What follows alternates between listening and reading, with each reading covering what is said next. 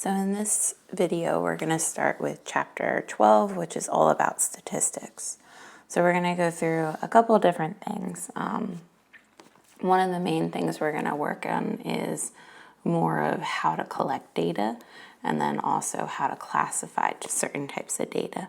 So there won't be too much heavy calculations, but it'll be a lot of kind of thinking and figuring out what this scenario represents.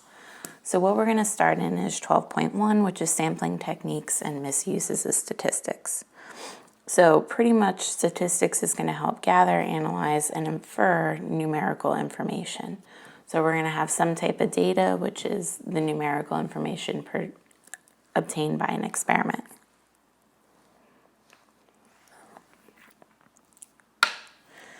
So there are two main branches within statistics itself. You have descriptive statistics, and then you have inferential statistics. So descriptive is going to talk about the collection, the organization, and the analysis, but inferential is going to be taking that data and making some type of generalization or trying to make some type of prediction. So if you think of any type of science experiment, you guys use statistics very frequently to try to be able to see if things are safe. So the two fields that we've worked on lately, probability and statistics, they are very closely related, but they do have different goals in mind. So probability is going to compute the chance of occurrence when all the outcomes are known. So you're assuming things are an equal chance, or if you know there's a bias to a certain coin or whatever, you can figure out what are your chances of it happening. Statistics, on the other hand, is going to draw a conclusion based on observations. So you may have only performed an experiment a certain number of times, and I'm going to use that to say something overall. Okay. So because of this, with the new differences, we do have some different terminology to talk about what's going on. So the first one is a population, and what that's going to do is it's going to talk about all of the items or the people that are going to be an interest to this particular experiment. So before we used it as outcomes because those were the possibilities, but now this population is going to be a subset of that data. A sample is going to be a particular subset of the population. So maybe you're only going to care about the females, or maybe you're only going to care about people aged 15 to 25. So you're going to pull just a smaller portion of that. What we really want to do is we want to utilize these samples because we can't talk about the whole population. I can't go ahead and survey every single person on this planet. You're not going to be able to do that because not everyone will respond to it. So we want to figure out good sampling techniques to be able to talk about the entire population without biasing it. So for example, if you want to test soup cans for spoilage, it's not going to be feasible to test every single can because if you do, you have zero product left.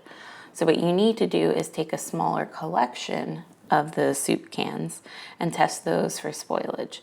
And then hopefully you'll be able to know if the batch is going to be okay or not. Another way you can think of it, how can you get everyone in the world to possibly survey or respond to a survey about health?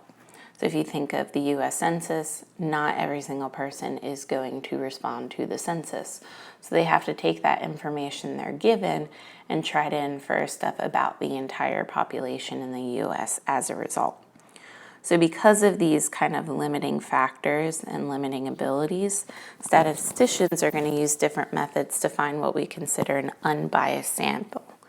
So what we want to do is we want to be able to replicate the entire population, but I don't want to bias it towards a specific income bracket, towards a specific gender, to an ethnicity.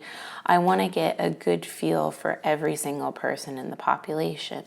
If I'm surveying about likes and dislikes of a TV show, and it's like a reality TV show, but everyone taking it is 65 plus, they might not like it as much as someone in their 20s. So you need to get a good sampling of everyone going on. So that's exactly what we're going to learn about, all these different methods of sampling. So based on what you do will be a particular kind of approach. So what we kind of want to take from it is, if I give you a scenario, can you tell me what type of sampling method it'll be? So the first one is random sampling, and it's exactly what it sounds like. Every item is going to have an equal chance. So you're just going to pick at random. You've got 1,000 objects. I'm going to pick one. I'm going to pick one at random. So let's look at some different scenarios, and then we'll try to figure out what sampling technique they ultimately use. So we've got bingo balls in a bin. We're going to shake them as much as we possibly can, and then the balls are going to be selected at random. So this is exactly random sampling. The bingo balls are all roughly the same size. I'm just pulling after thoroughly mixing them. That would be random. If every 20th soup can is selected for testing in a factory, that's a system. There's a systematic approach to how you're pulling the cans. If we ask the first 50 people entering a zoo if they're in favor of a tax increase, you're doing the thing that is most convenient for you. Okay? If children in a large city are classified by their neighborhood, then a random sampling of 5 schools is selected and all kids from the school are included. That's going to be clustering. So you're breaking it up geographically by neighborhoods. If we look at viewers of CBS, they're classified according to their age. A random sample from each age is then selected. The very first thing you're doing is classifying by age, which is some type of identifying factor. So this is stratified sampling. Okay? So be comfortable being able to identify the sampling or being able to come up with some type of technique on your own or scenario that would relate to that sampling. Now, the last thing we're going to talk about is you hear statistics constantly in your everyday life based on products, based on healthcare, all of that kind of stuff, but it's also very heavily misused. So let's consider the statement, 4 or 5 doctors recommended sugarless gum for their patients who chew gum. Seems like sugarless gum would be good, but it doesn't actually mention another hidden layer that you don't see, that only 1 in 100 dentists recommends chewing gum. So when you hear words like average, largest, anything like that, it can be really misleading because you don't know how that data was collected.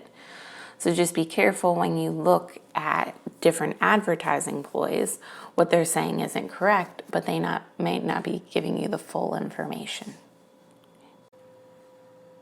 So the first method we're going to go through is random sampling, and that's exactly what it sounds like. You're going to randomly pick from the population. Everything is going to have an equal chance of being selected. So if we want to think of an example, suppose we have 3,000 near identical marbles, a third are blue, a third are green, and a third are red. If you can go ahead and thoroughly mix them, so I don't have like a bias of blue being on the left, green being on the right, and red being in the middle, then we can create a likely chance for every single marble. If they're different sizes, however, you can't guarantee that you're going to be able to thoroughly mix it. So if we have 3,000 marbles, a third are blue, but they're 10 times the size of the other one, you're likely going to pick a blue more. So I can't guarantee it's going to be purely random. The second type of sampling method we have is called systematic sampling. So there's going to be a system to how you pull your information. So you're going to start at a particular point, and then you're going to select every nth item after that. So to think of an example, if you have a factory producing hoverboards in an assembly line, they're going to randomly select the first one for testing, and they're going to select every 8th hoverboard after that. So they have a system to how they're pulling those things down, and that will give you an unbiased sample potentially. The next one is called cluster sampling, and the way you can kind of think of that as a cluster is an area. So if you have a geographic region, maybe the United States, or maybe you just have kind of a layout of a bunch of different boxes of things, you're going to divide that region into sections, and then I'm going to randomly pick sections from there. So maybe we want to select Walmarts randomly in each state. So you need to test quality service in each of the Walmarts. You can't go through every single Walmart in the United States.